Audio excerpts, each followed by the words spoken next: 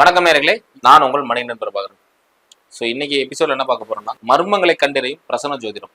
So ஒருத்தர் வாழ்க்கையில நிறைய மர்மங்கள் இருக்கும், துர்மரணங்கள் இருக்கும். இது ஏன் நடக்குது, எதுக்கு நடக்குதுன்னு தெரியாம இருப்பாங்க. இது தெரிஞ்சுக்கிறத பிரசன்ன ஜோதிடம் நம்ம பார்க்குறோம். ஸோ அந்த பிரசன்ன ஜோதிடத்துல துல்லியமாக என்னென்ன மாதிரி விதிகள் இருக்கு, என்னென்ன மாதிரி நம்ம குடுப்பனைகள் இருக்கு அப்படிங்கிறது தெளிவாக நம்ம சொல்ல இருக்கிறாரு நம்ம அசோக் கன்சாமி சார். வணக்கம் சார். வணக்கம் சார். அது பிரசனம் பார்க்க வரவங்களை எப்படி சார் நம்ம கண்டறியுது? அதே மாதிரி வரவங்களுக்கு என்னென்ன குறைகள் இருக்கும், என்ன எதுக்காக வந்திருக்காங்க, என்ன கேள்வி கேட்க போறாங்க அப்படிங்கிறத நம்ம எப்படி பார்க்க முடியும் சார்? ஸோ இப்போ பார்த்தீங்கன்னா உங்கள் வாழ்க்கையில் நடக்கக்கூடிய அனைத்து விஷயங்களும் தாராளமாக கண்டுபிடிக்கலாம்.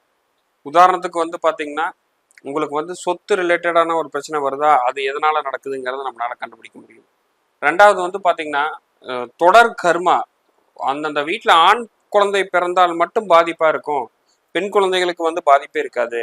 இல்லைன்னா பார்த்தீங்கன்னா யார் ஒருவர் உயர்ந்த இடத்துக்கு போகிறாரோ அங்கிருந்து கீழே வர்றது, இப்படிங்கிறது துல்லியமாக ஒரு தோஷத்தை துல்லியமாக கண்டறியறது தான் இந்த பிரசன்ன முறைப்படி நம்ம அழகாக நம்ம பார்க்க முடியும். உதாரணத்துக்கு பார்த்தீங்கன்னா ஒரு 3 மாதத்துக்கு முன்னாடி நான் பார்த்தது, அவருடைய டைம் நல்லா இருக்கு.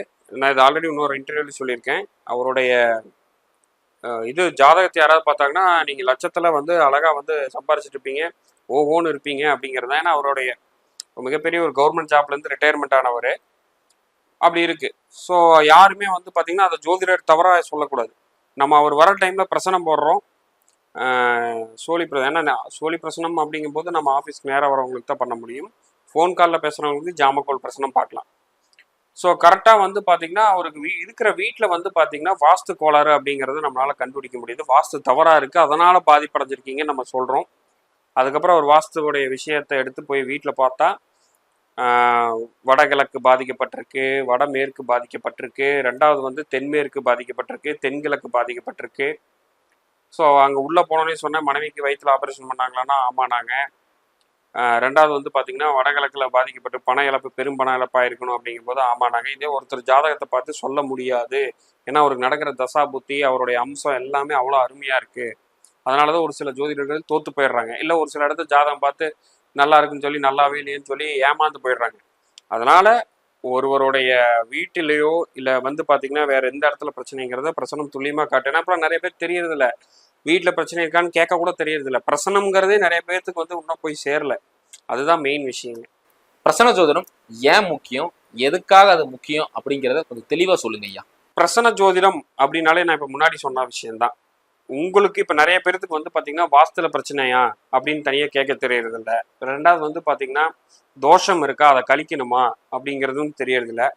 மூணாவது விஷயம், தனக்கான பர்டிகுலர் கேள்விக்கு இது நடக்குமா நடக்காதா அப்படிங்கிறது துல்லியத்துவத்தை எடுக்கிறதுங்கிறது பிரசனத்தால் முடியுங்கிறத நிறைய பேர்த்துக்கு தெரியறதில்ல.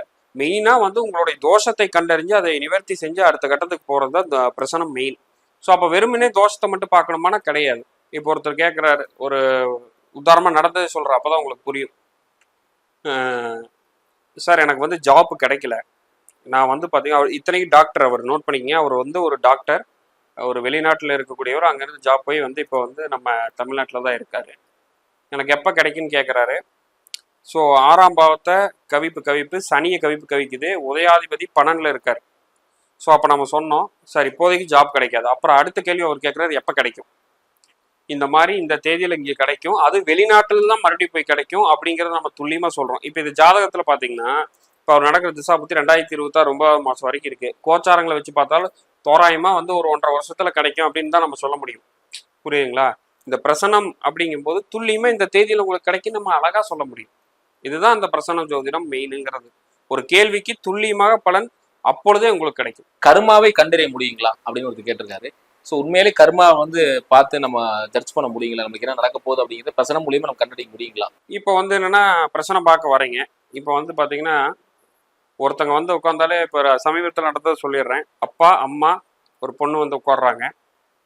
ஸோ நம்மகிட்ட பார்த்தீங்கன்னா அந்த ஜாதக டீட்டெயில்ஸ்லாம் சொல்கிறாங்க, போடுறோம். லவ் மேரேஜ் பாதிப்புங்களா, கல்யாணத்தை விஷயத்துக்காக பேச வந்திருக்கீங்களான்னு நம்ம சொன்னோம். அவங்ககிட்ட கேட்கவே இல்லை. அவங்க கொடுக்கும் போதே ஒரு சிலர் இந்த பிரச்சனைன்னு சொல்லி கொடுத்துருவாங்க. ஒரு சிலர் பார்த்தீங்கன்னா ஜாதகத்தை கொடுத்து கம்முன்னு இருப்பாங்க. அவங்க என்ன சொன்னாங்க, கொஞ்சம் பார்த்து சொல்லுங்கள் சார், ஜென்ரலாக எப்படி இருக்குன்னு பாருங்கள், எப்படி என்னங்கிறது. ஸோ நம்ம தெளிவாக சொன்னால் ஒரு அவமானம் வரும். கண்டிப்பாக பெண் லவ் பண்ணுற மாதிரியான விஷயம் கூட வருது, கல்யாண விஷயங்களை தடைப்படும். இல்லைன்னா வந்து பார்த்தீங்கன்னா வெளிநாட்டு படிக்கிற மாதிரியான விஷயங்கள் தான் போகிறதுக்கு அதிகமாக இருக்குது அப்படின்னு. ஆமாம் சார், லவ் பண்ணுற பையனை கட்டிப்பேன், இல்லைன்னா எனக்கு ஃபாரின் படிக்க அனுப்புங்கன்னு சொல்கிறா. இது ரெண்டை தவிர அவர் எதுவுமே சொல்லலை. இந்த மாதிரி வந்திருக்கிறவங்க எதுக்கு வந்திருக்காங்கிறது பிரசனம் துல்லியமாக சொல்லும். ஸோ ஜாதகத்தில் சொல்ல முடியாதுன்னா கண்டிப்பாக ஜாதகத்தில் சந்திரன் நாடிங்கிற ஒரு சப்ஜெக்ட் இருக்குது. சந்திரன் கோச்சார சந்திரன் பிறப்பு கால ஜாதகத்தில் எங்கே தொடுதோ அதை சார்ந்த கேள்வியில் மட்டும்தான் வந்திருப்பாங்க. அதை தொடாத பட்சத்தில் வெறுமனே சும்மா எப்படி இருக்குது இந்த குரு பயிற்சி எப்படி இருக்குப்பா பார்த்து சொல்லுப்பாங்கிற மாதிரி தான் வந்திருப்பாங்க. பட் ஜாதகத்தை காட்டிலும் பிரசனத்தில் மிக துல்லியமாக நம்ம பலன் எடுக்க முடியும். பிரசன்ன ஜோதிடத்துல தொலைந்த பொருட்கள், திருட்டு போன பொருட்கள்லாம் வந்து நம்ம கண்டறிய முடியும்னு சொல்லியிருந்தாங்க. அது உண்மைதானுங்களா? அப்படி உண்மையா இருந்தா அதை கண்டறிய முடியுங்களா? இப்போ ரொம்ப ஒரு அருமையான சப்ஜெக்ட்டுங்க. நிறைய பேருக்கு தெரியறது இல்லை சார், இந்த மாதிரி தொலைஞ்ச பொருள் கண்டுபிடிக்க முடியுமா, இதெல்லாமா ஜாதகம் பார்ப்பாங்கிறது. பிரசனத்துல அருமையா கண்டுபிடிக்கலாம். இந்த மாதிரி ஏகப்பட்ட பிரசனம் நான் பார்த்துருக்கேன். அது வந்து ஜஸ்ட் ஒரு அம்மா வந்து பார்த்தீங்கன்னா மதுரை சைட்லேருந்து ஃபோன் பண்ணுறாங்க. சார் எமர்ஜென்சி அப்படிங்கிறாங்க, எமர்ஜென்சி அப்பாயின்மெண்ட் வேணும் அப்படின்ட்டு. சரிங்கம்மா என்னம்மா அப்படின்னா, நகை காணோம், பார்க்கணும், என்ன பிரச்சனை பார்க்கறது அவங்க அப்படின்னா. அம்மா நீங்கள் நேராக வர முடியாது, ஜாமக்கோல் பிரச்சனமே பார்த்துக்கலாம் அப்படின்னு.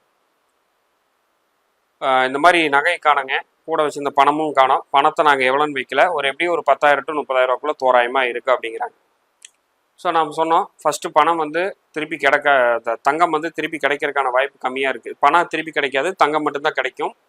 வீட்டில் இருக்கக்கூடிய ஒரு பெண்மணி தான் எடுத்திருக்காங்க, வேலை செய்யக்கூடிய பெண்மணி. இல்லைன்னா வந்து பார்த்தீங்கன்னா அவங்க வீட்லேயே வேறு யாராவது புதுசாக வந்திருக்காங்களா அவங்க எடுத்திருக்காங்க. எப்படி சார் வந்து மொத்தம் 3 பேர் இருக்காங்களே சார், வேலை செய்கிற ஒரு அம்மா ஒன்று இருக்குது, அது போக இன்னொரு 2-3 பேர் இருக்காங்களே அப்படிங்க. ஏன்னா ஒரு மேரேஜ் ஃபங்க்ஷனுக்காக வந்து இருந்திருக்காங்க. நம்ம சொன்னால் பூ பேரில் ஆரம்பிக்கக்கூடிய ஒருத்தங்களாக தான் இருக்கும் அப்படிங்கிறது நம்ம சொன்னோம். அதே மாதிரி வந்து பார்த்திங்கன்னா அவங்க வீட்டில் வந்து பார்த்திங்கன்னா பூ பேர் தாமரை செல்வின்னு நினைக்கிறேன், எனக்கு எக்ஸாக்டாக மறந்துச்சு. பூ பேர் போட்டது தான் அந்த அம்மா தான் எடுத்திருக்காங்க. அது அவங்களுக்கு தெரிஞ்சிச்சு. பணம் வந்து அவங்களால வந்து இது பண்ண முடியல. அவங்க எடுத்ததை வந்து பார்த்திங்கன்னா ஒருத்தங்க பார்த்து சொல்லியிருக்காங்க. ஏன்னா அவங்க இது வரைக்கும் நான் எடுக்கல அப்படி இப்படின்லாம் சொல்லி ஒரு மாதம் கழிச்சு தங்கத்தை மட்டும் கொடுத்துட்டாங்க, பணத்தை திருப்பி தரல. அது சங்கடமாய் அந்த கல்யாணத்துக்குள்ள பயங்கரமான மனக்குலைச்சல் ஆயிருந்தது. அப்போ என்னன்னா யார் எடுத்திருப்பாங்க அப்படிங்கிறது துல்லியமாக சொல்லிடலாம். தொலைஞ்சு போனது எங்கே இருக்குங்கிறத நம்ம சொல்லிடலாம். ஒரு சிலர்லாம் வந்து பார்த்தீங்கன்னா இன்னும் நிறைய ஒரு இது இருக்குது. ஒருத்தர் வந்து பார்த்தீங்கன்னா கையில் போட்டிருக்க தங்க பிரேஸ்லெட் வந்து காணோம். அவர் வந்து பார்த்தீங்கன்னா ரியல் எஸ்டேட் பிஸ்னஸ் பண்ணிட்டு இருக்காரு. அவருடைய வீட்டுக்கும் அவர் வந்து கட்டிட்டு இருக்க பில்டிங் அந்த ஏரியாவுக்கும் வந்து பார்த்தீங்கன்னா ஒரு 2 கிலோமீட்டர் தொலைவில் தான் இருக்குது. ஸோ இவர் வந்து எங்கன்னா அங்கே மட்டும்தான் காலையிலேருந்து போயிட்டு இருக்கார். பிரேஸ்லெட்டுக்கான எங்கே இருக்குன்னு தெரியல அப்படின்னாரு. நான் சொன்னேன் வீட்டுக்குள்ளேயே தான் இருக்குது, ஆல்ரெடி அது உங்கள் மனைவி எடுத்து வச்சிருக்காங்க, உங்களை கொஞ்சம் அலையோட போகிறாங்க, அதுதான் விஷயம், வேறு எதுவும் இல்லை அப்படின்னு சொன்னோம். ஸோ அதே மாதிரி வந்து பார்த்தீங்கன்னா அவங்க மனைவி தான் அந்த பெட்டுடைய அந்த சைடில் வந்து பார்த்தீங்கன்னா ஒரு கேஷுவலாக இருக்கும்போது தூங்கி எந்திரிக்கும் போது கல்டு விழுந்துருச்சு. இவர் அது தெரியாமல் எந்திரிச்சு குளிச்சு கிளம்பி போயிட்டு வந்துட்டு வரும்போது அது காணோம். அவர் வந்து என்னென்னா சைட்டில் விட்டா அங்கே வந்து கிட்டத்தட்ட ஒரு 40-50 பேர் வேலை செய்கிறாங்க, யார் எப்படி போய் எடுக்கிறது, அங்கேயெல்லாம் போய் பாட்டு வந்துட்டு தான் அப்புறம் நம்ம பிரச்சனை பார்க்கலான்னு நம்ம கூப்பிட்டாங்க. இப்போ நம்ம தெளிவாக சொன்னால் அதுக்கப்புறம் கொடுக்குறாங்க, கேஷுவலாக இருக்காதீங்க, ஜாக்கிரதையாக போட்டுங்கன்னு அவங்க மனைவியை கொடுக்குறாங்க. இந்த மாதிரி என்னென்னா எங்கே இருக்கும், எந்த இடத்துல இருக்கும், யார் எடுத்து வச்சிருப்பாங்க, இதில் கிடைக்குமா கிடைக்காதான்னு துல்லியமாக நம்ம பிரசனத்தில் சொல்ல முடியும். இப்போ நார்மலாக சொல்லணும் அப்படின்னா 90s கிட்ஸ் வந்து திருமணம் அப்படின்னு சொன்னாலே இப்போ நிறைய பேர் கமெண்ட்ல போடுவீங்க. ஸோ திருமணம் வாழ்க்கை எப்போங்கயா, திருமண தேதி எப்போங்க கேட்போம். ஸோ அதே மாதிரி திருமணத்தை பிரசனம் மூலியமா கண்டறிய முடியுங்களா, அது எப்போது அப்படிங்கிறது தெரியுங்களா? ரொம்ப அருமையான கேள்வி கேட்டிருக்கீங்க. ஏன்னா திருமணம் சார்ந்த விஷயம் வந்து என்னன்னா ஏகப்பட்ட பேருங்க. அது ஒருத்தர் வந்து கடந்த ஒரு வாரத்துக்கு முன்னாடி 53 வயதுல எனக்கு கூப்பிட்டாரு. அவர் ஜாதகத்தை பார்த்து, சார் புரியல, இப்போ உங்கள் டேட் ஆஃப் பர்த் கரெக்டு தானே அப்படின்னு நான் கேட்குறேன். சார் எனக்கு 53 வயசு தான், எனக்கு எப்போ திருமணம் அப்படின்னு கேட்குறாரு. நான் பண்ணாத பரிகாரம் இல்லை, நான் போகாத கோயில் இல்லை, நான் கும்பிடாத தெய்வம் இல்லை, ஏன் எனக்கு கல்யாணம் நடக்கலை, எனக்கு பணப்பிரச்சனையே இல்லை, எனக்கு கல்யாணம் நடக்கலை, என்ன பண்ணுறது, எனக்கு எப்போ தான் நடக்கும் அப்படிங்கிறது. அப்போ என்னன்னா ஒரு ஜாதகத்தில் வந்து என்னென்னா குரு பயிற்சி வருது, குரு வந்து 7ஆம் பாவத்துக்கு வருது, குரு பார்வை பெற்றுச்சு, இந்த மாதிரிலாம் இருக்குது. ஒரு ஜாதகத்தில் திருமணம் யோகம் இருக்கா இல்லையா அப்படிங்கிறது வந்து பார்த்தீங்கன்னா முதல்ல கண்டறியணும். அதை யாருமே பெருசாக பண்ணுறதில்ல. என்ன திசாபுத்தி பார்த்துட்டு எது வருதோ அதுக்கு பக்கத்தில் இருக்கக்கூடிய கோச்சாரத்தை வச்சு சொல்லிடுறாங்க. பிரசனத்தில் இவருக்கு வாழ்நாளில் திருமணம் உண்டா அப்படின்னு எந்த மாதத்தில் உண்டு, எந்த தேதியில் உண்டு, அந்த மாதத்தில் அதுக்கு அவருக்கு திருமணம் நடக்கும். இல்லை இவருக்கு திருமணமே நடக்க போகிறதில்ல, அப்புறம் அதுக்கு என்ன ரெமிடி பண்ணலாம், ரெமிடி பண்ணால் கிடைக்குமா, ஸோ அப்படிங்கிறது எல்லாமே பிரசனத்தில் துல்லியமாக பண்ணிக்கலாம். ஜாதகத்தில் வரக்கூடிய தோல்விகளே பிரசனத்தில் கம்மியாக நம்ம வந்து பண்ண முடியும். உதாரணத்துக்கு ஜாதகத்தை மட்டும் சொல்லி தவறாக பேர் வாங்கறதுக்கு பிரசனத்தை வைத்திருந்தால் அழகா அவங்களுக்கு சொல்லி வந்து அவங்கள கரெக்டா வழி நடத்த முடியும். இப்ப நிறைய பேர் கேட்குற மாதிரி நல்லா இருந்தோம், பயங்கரமான ஒரு குடும்பத்துல இருந்தேன், நான் வந்து அவ்வளவு சம்பாரிச்சேன், இவ்வளவு பண்ணினேன், ஆனா திடுதிப்புன்னு பாத்தீங்கன்னா ஏதோ செய்வனம் வச்ச மாதிரி ஆயிப்போச்சு. உண்மையிலே எவனோ ஒருத்தர் வந்து செய்வனம் வச்சுட்டாங்க, நான் ஏதோ சாப்பிட்டுட்டேன் அப்படிங்கிறாங்க. அதெல்லாம் உண்மைதானா? அப்படி வச்சாலும் அதுல வந்து நம்ம வந்து பிரச்சனை மூலியமா கண்டறிய முடியுங்களா? அதுக்கான தீர்வுகளும் இருக்குங்களா ஐயா? கண்டிப்பா 100% வந்து பாத்தீங்கன்னா செய்வினை இருக்கா, அமானுஷ்யம் இருக்கா, அது எல்லாமே நம்ம கண்டிப்பா கண்டுபிடிக்க முடியும். 2வது வந்து பாத்தீங்கன்னா இந்த உலகத்துல செய்வினை வைக்கத்தான் முடியும், எடுக்க முடியாது. அதோடைய தாக்கத்தை குறைக்கத்தான் முடியும். நிறைய பேர் செய்வினை எடுக்கிறேன்னு சொல்லி பல லட்சங்கள் பல விஷயங்களை ஏமாந்துட்டு இருக்காங்க. அந்த மாதிரி பண்ணாதீங்க. உங்க வீட்டுல வந்து செய்வினை இருக்கான்னு ஈஸியா பிரசனத்துல ஒரு 10 செகண்ட்ல கண்டுபிடிச்சிடலாம். ஸோ அதுக்கு என்ன பரிகாரம் சொல்லி அதை பண்ணா அதை ஈஸியா நிவர்த்தி பண்ணிடலாம். அதனால ஒரு பிரசனம் ஏன் நீங்க இத்தனை விஷயங்கள் கேள்வி வந்து பாத்தீங்கன்னா கேட்குறீங்கிறது புரியுது. நீங்க இன்னும் அடுத்து 100 கேள்விகள் கேட்டாலுமே பிரசனத்துக்கு அதுக்கு தெளிவாக நம்மளால பதில் சொல்ல முடியும். சார் நான் இப்போ வந்து என்னன்னா ஒரு லேண்ட் வாங்கலான் இருக்கேன், அந்த லேண்ட் எனக்கு நல்ல லாபம் போகுமா, இல்லை எப்படின்னா அதில் டாக்குமெண்ட் பிரச்சனையா, இல்லை அது நல்ல வேல்யூவாக போகுமா, லாபத்தை தருமானு அந்த லேண்டை பார்க்காம அதை எதுவுமே எந்த ஏரியானு கூட தெரியாமல் அவங்க கேட்குற கேள்வியை வச்சு தாராளமாக நம்மளால் பலன் சொல்ல முடியும். ஒருத்தர் கூப்பிட்றாரு, சார் நான் பங்கு சந்தையில் ஒரு ஸ்டாக்ல இன்வெஸ்ட் பண்ணுறேன், அது எனக்கு லாபம் தருமாங்கிறார். கண்டிப்பாக தராதுன்னு நம்ம சொல்கிறோம் 100%. இந்த மாதிரி நீங்கள் எதெல்லாம் நீங்கள் நினச்சி பார்க்குறீங்களோ அதை தாண்டி வந்து பார்த்தீங்கன்னா இந்த பிரச்சனத்தில் நம்ம அதிகமாக பண்ண முடியும். பூர்வீக சொத்து, பாட்டம் பூட்ட சம்பாரிச்ச பூர்வீக சொத்து நம்மளுக்கு கிடைக்காம நிறைய பேர் அவதிப்பட்டு இருக்கிறாங்க. அந்த வகையில பிரசன்ன ஜோதிடத்துல வந்து முற்றிலுமா அதுக்கான தீர்வுகள் கிடைக்குங்களா? அதுக்கான வழிமுறைகள் இருக்குங்களா? தாராளமா பார்க்கலாங்க. ஒருவருக்கு வந்து எப்ப பூர்வீக சொத்து வரும், ஒருவர் எப்ப பூர்வீகத்துல இருக்கலாமா, இல்ல வெளியில வரலாமா. இப்போ உதாரணத்துக்கு 2 நாளைக்கு முன்னாடி கூட நம்ம ஏகே பிரசன்ன ஜோதிடம் சேனல் யூடியூப் சேனல்ல வீடியோ அப்லோட் பண்ணியிருந்தேன். இதே மாதிரி தான் ஒன்று கேட்டிருந்தாரு. அப்பாட்ட இருந்து சொத்து வாங்கலாமா பிசினஸ்க்காகன்னு கேட்குறாரு. நம்ம தெளிவாக சொன்னோம், அக்டோபர் வரைக்கும் வாங்காதீங்க பிரச்சனையாயிருன்னு. பட் அவர் அதை கேட்கல, திரும்ப போய் அதை வந்து பண்ணாரு, கேட்டாரு. இல்லை சார் என்கிட்ட நல்லா தான் பேசிட்டு இருக்காரு, கண்டிப்பாக தருவார்னு தான் நினைக்கிறேன். நம்ம ஆகாத அக்டோபர் வரைக்கும் வேண்டான்னு சொன்னோம்.